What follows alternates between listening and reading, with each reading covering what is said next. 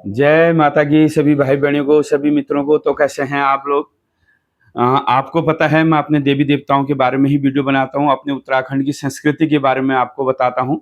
तो मैं फिर आज आपको बताऊंगा हमारे जो सिद्धुआ बिधुआ रमौल हैं, घिंगू रमौल हैं, तो ये कैसे हमारे उत्तराखंड में आए और इनका जन्म कहाँ हुआ, कैसे इनकी कथा है, क्या इनकी कथा है। तो जितनी जानकारी मुझे है मैं आपको पूरी जानकारी बताऊंगा, क्योंकि सिद्धुआ रमौल और बिधुआ रमौल की कथा बहुत लंबी है, बहुत भागों में ये कथा आएगी। और तो आपको मैं पहले से ही जड़ से आपको बताता हूँ। तो पहले जो घिंगुर मौल हैं, घिंगुर मौल को कहा जाता है, इनके पितृ लोग, इनके पूर्वज लोग, जो घिंगुर मौल के पूर्वज हैं, पितृ लोग हैं, वो धारा नगरी राजस्थान से आए गढ़वाल में, रमौलीगढ़ में। रमौलीगढ़ में जब आए, रमौली में जब आए, तो पहले हसन पुआर, जगदीप पुआर हुए। पहले ये इनकी जात जो है पुआर थी। जो इनकी जात पहले पवार जब थी, बाद में रमौलीगढ़ आने से इनकी कास्ट जो है वो चेंज हो गई। तो इन्होंने क्या लिखना शुरू कर दिया, रमौला। तो हमारे भी कई लोग का ऐसा होता है कि रमौली रमौली इनकी जात है, पवार इनका वंश है, और ये धारा नगरी राजस्थान से आए हैं।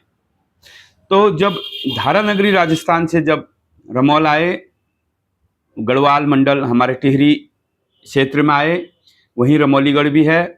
तो वहाँ जब ये आए तो इनके जो पितृ हुए, जगदीप पुआर हुए, हसन पुआर हुए, फिर घंगुर मौल हुए।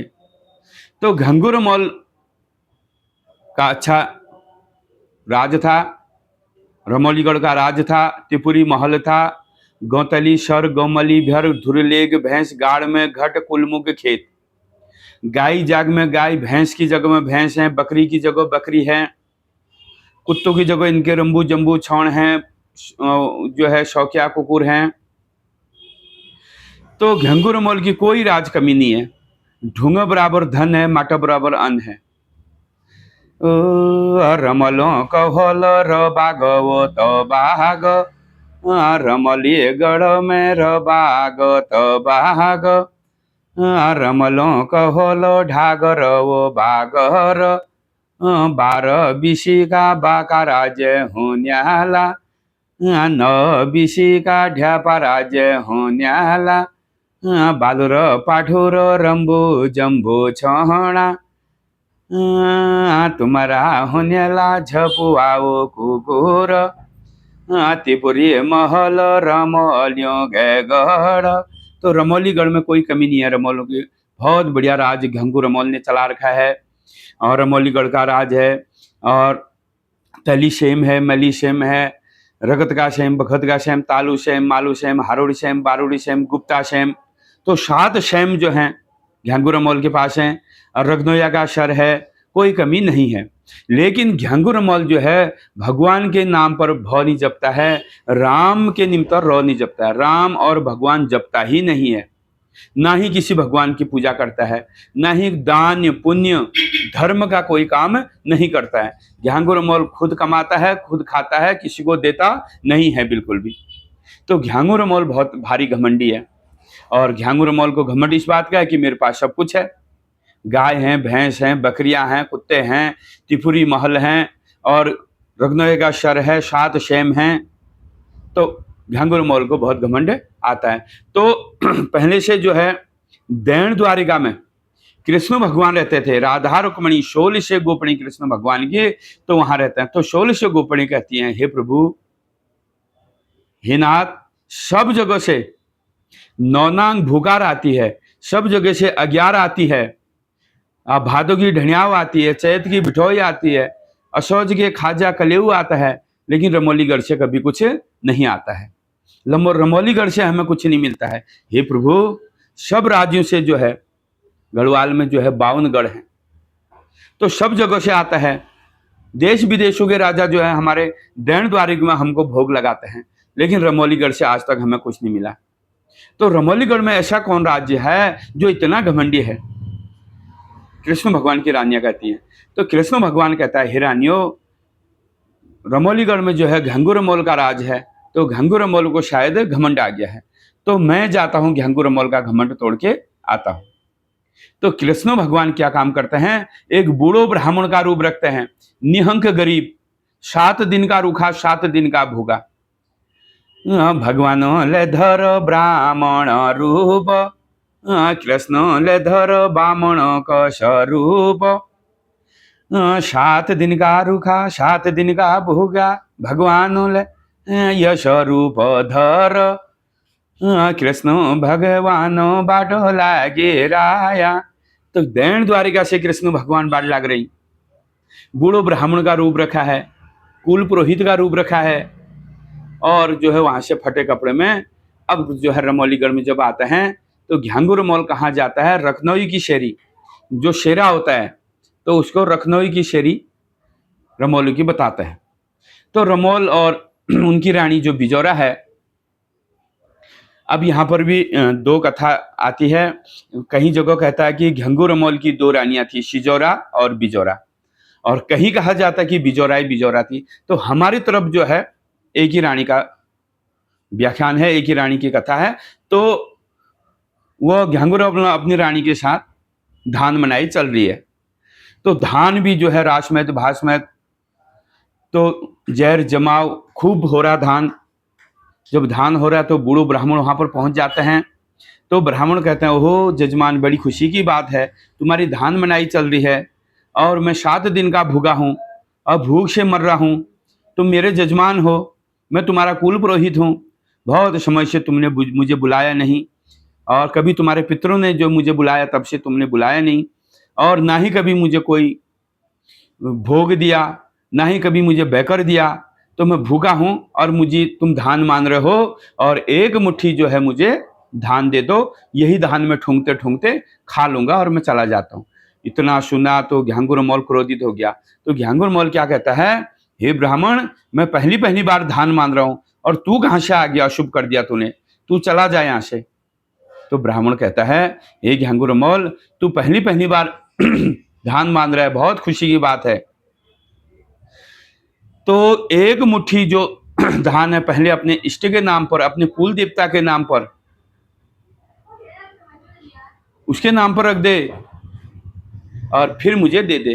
कोई भी हम काम करते हैं तो पहले अपने इष्ट देवता के नाम पर, अपने कुल देवता के नाम पर रखते हैं, अपने देवी देवताओं पर के नाम पर रखते हैं, तब आगे और काम तब होते हैं। तो पहले उनके नाम पर रख दे एक मुट्ठी, तब मुझे तो दे दे। इतना जब सुना, घ्यांगुर मौल ने आंख लाल कर दी, कान तता दिए और कह दिया, हे ब्रह्मा, तू ब्राह्मण है तब अभी तक तू बजिया, अगर तेरी जगह कोई और होता अभी तक मैं मौत कर देता। इतना घमंड आया है घंगुर मौल को। भारी योद्धा है, भारी योद्धा है।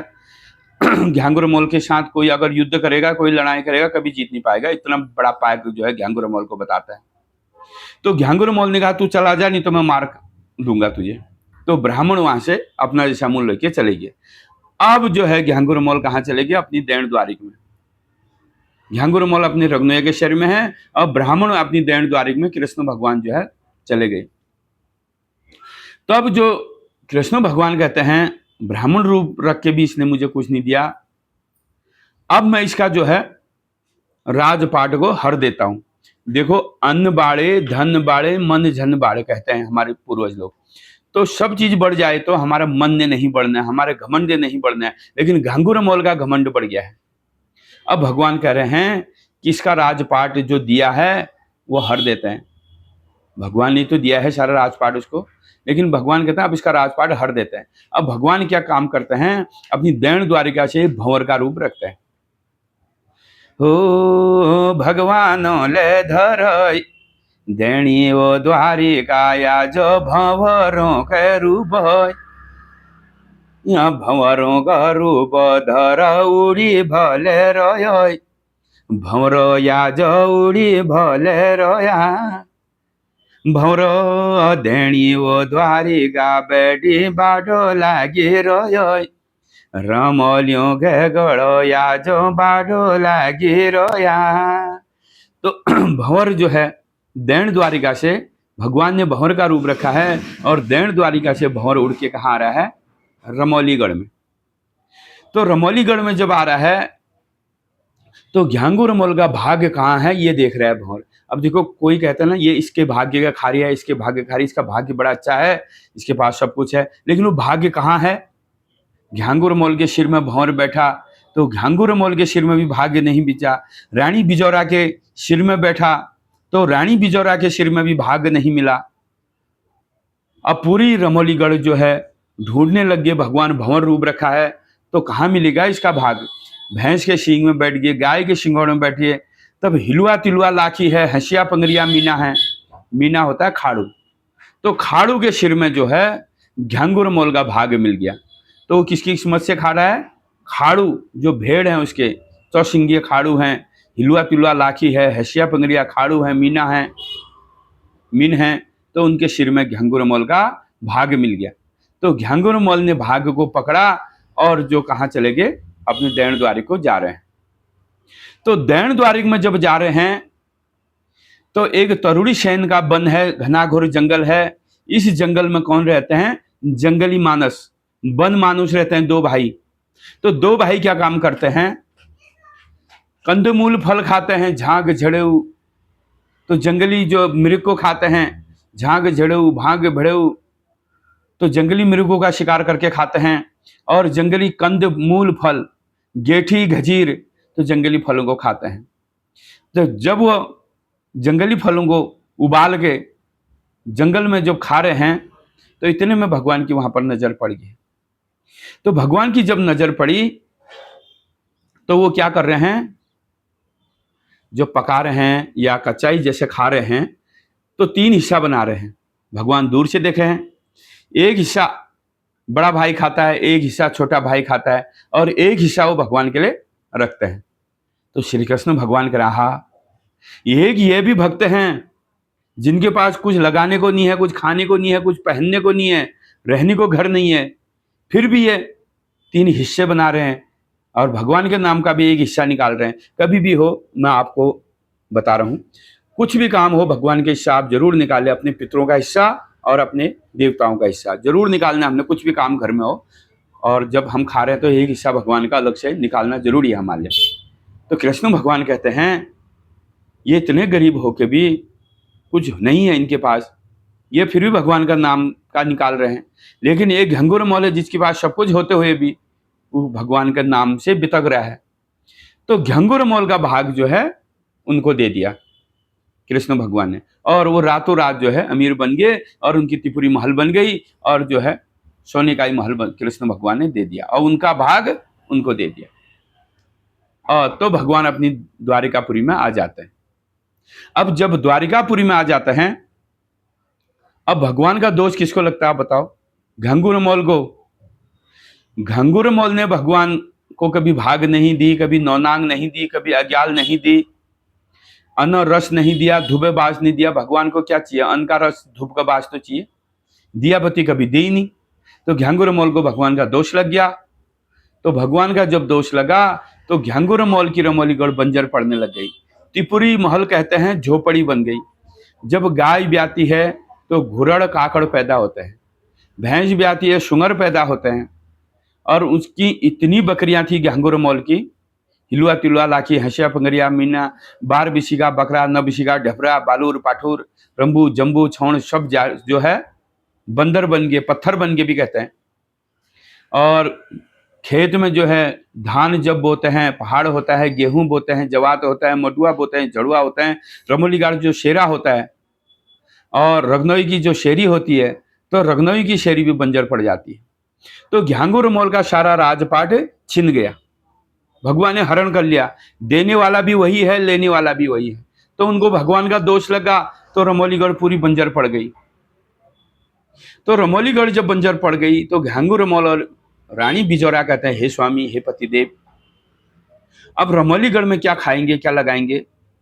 त्रिपुरी महल हमारी झोपड़ी बन गई, ढूंग बराबर जो धन था ढूंग बन गया, मिट्टी के बराबर अन्न मिट्टी बन गई, खेत हमारे बंजर पड़ गए, रमोलीगढ़ बंजर पड़ गए, और गोठ हमारा खाली हो गया, और सब जंगलों में चले गए हमारे जानवर जंगली जानवर बन के। हे स्वामी, हे पतिदेव, ये रमोलीगढ़ में रहने का कोई धर्म नहीं है। तो घंगुरमोल कहता है, हे रानी, तू पूरी रमोलीगढ़ मांग के ला। तो घंगुरमोल जो है रमोलीगढ़ रानी बिजौरा जो है रमोलीगढ़ मांगने लग जाती है। अब कुछ है ही नहीं घर में, कैसा राज था, कैसा पाठ था, देखो भगवान का जब दोष लगा, अब खाने को नहीं है। और रानी बिजोरा जो घ्यांगुरमोल की जो पत्नी है वो घर घर मांग रही है।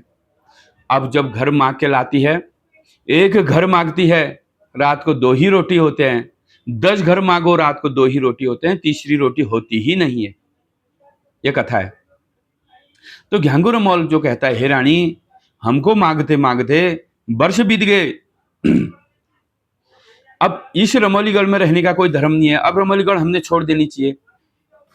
10 घर मांगो 2 ही रोटी, एक घर मांगो 2 ही रोटी, तीसरी रोटी होती नहीं है।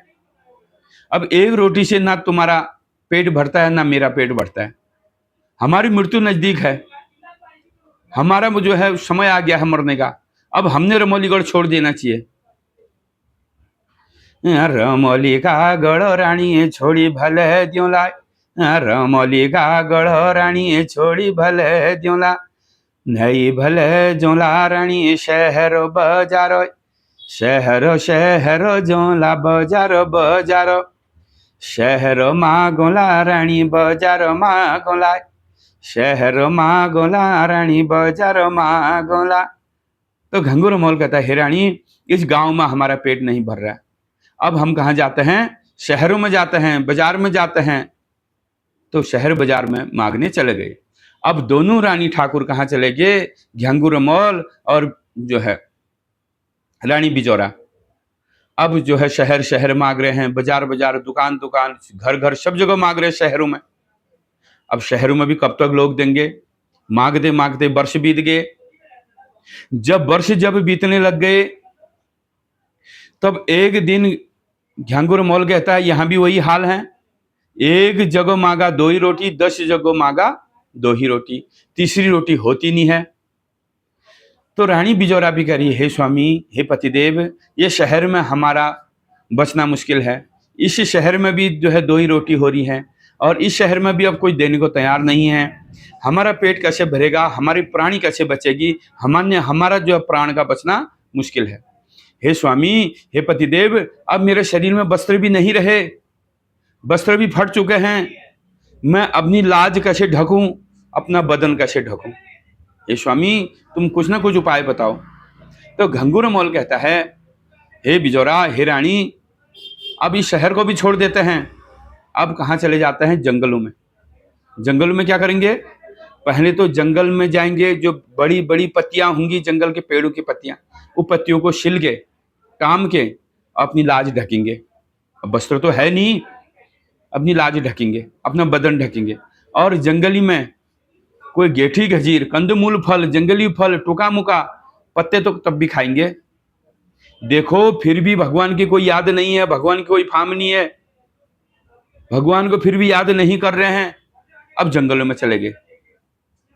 जब जंगलों में चले गए, अब जंगल के पत्तों को जो है छील रहे हैं, टाम रहे हैं, अपना बदन ढक रहे हैं, घ्यांगुरमोल और रानी बिजोरा। तो जंगली जो फल हैं, गेठी, गजीर, तरुड़, मरुड़, कंदमूल फलों को अब खाने लग गए। अब जंगली फल भी कितने चलेंगे? तो एक दिन जंगली फल भी सब समाप्त हो गए। जितने जंगल के टूका मुका, नई नई कलियां आती है, कलियां खा रहे हैं, नए फल लग रहे हैं वो खा रहे हैं, जंगली कोई फूल लग रहे हैं वो खा रहे हैं। तो घ्यांगुरमोल और रानी बिजोरा जंगलों में अपना जीवन व्यतीत कर रहे हैं। भगवान का दोष उनको लगा है, तो भगवान की कोई याद नहीं है, फाम नहीं है। तो कभी भी हो, हम जो खा रहे हैं वो हमने भगवान को भी देना चाहिए। कुछ नहीं, भगवान अन्न का रस मांगता है, धूप की बसिंदा मांगता है। तो ये कथा बहुत लंबी हो रही है, फिर इससे आगे की कथा मैं अगले भाग में बताऊंगा। आज के लिए इतना बहुत है। तो आपको मेरी कथा अगर सही लगी हो, क्योंकि ये तो गंधर्व विद्या द्वारा है, हमारे उत्तराखंड के देवी देवताओं की कथा है, नीचे ऊपर जरूर होती है, आगे पीछे होती है, बीच में 19 फर्क होता ही है, कभी नाम का फर्क होता है, कभी जगह का फर्क होता है, लेकिन मंजिल एक ही है, कान अलग अलग जगह से पकड़ा जाता है। तो कथा जैसी भी लगी हो आपको, तो बहुत बहुत धन्यवाद। आप मेरे चैनल को सब्सक्राइब करिए, लाइक करिए, शेयर कमेंट करना जरूर करें, कमेंट जरूर करें और शेयर जरूर करें, क्योंकि सबके पास मेरी कथाएं जाएं। क्योंकि हमने जो गुरु लोगों से सीखा है, जो हमने अपने पितरों से सीखा है। जो मैंने अपने पितरों से सीखा है वो मैंने आपको बता दिया, क्योंकि आजकल कथाएं बहुत लोग डाल रहे हैं, हमारे नए नए यूट्यूबर हुए हैं लोग, तो वो भगवान की कथाएं डाल रहे हैं, लेकिन उनको भी पूरी सही से पता नहीं है, क्योंकि सुनी सुनाई बात उन्होंने सुनी है, यूट्यूब से ही सुनी है और यूट्यूब में ही बोल देनी है उन्होंने। यूट्यूब से पहले सर्च कर रहे हैं, फिर उसमें याद कर रहे हैं, फिर वीडियो बना के फिर यूट्यूब में डाल रहे हैं। अब वो कथा उनको ही खुद पता नहीं है ये पक्की है या कच्ची है या सही है या गलत है। तो भगवान की कृपा से हमने अपने गुरु लोगों से सुनी है, क्योंकि मैं गुरु पद पे हूँ, तो अपने पितरों से सुनी है। तो बहुत बहुत धन्यवाद। जितनी भी कथा गलती हुई सब माफ़ी करना, और अगले भाग मैं कल फिर लेके आता हूँ। जय नारायण, जय सिद्धू रमौल की जय हो, ज्ञान गुरु रमौल की जय हो।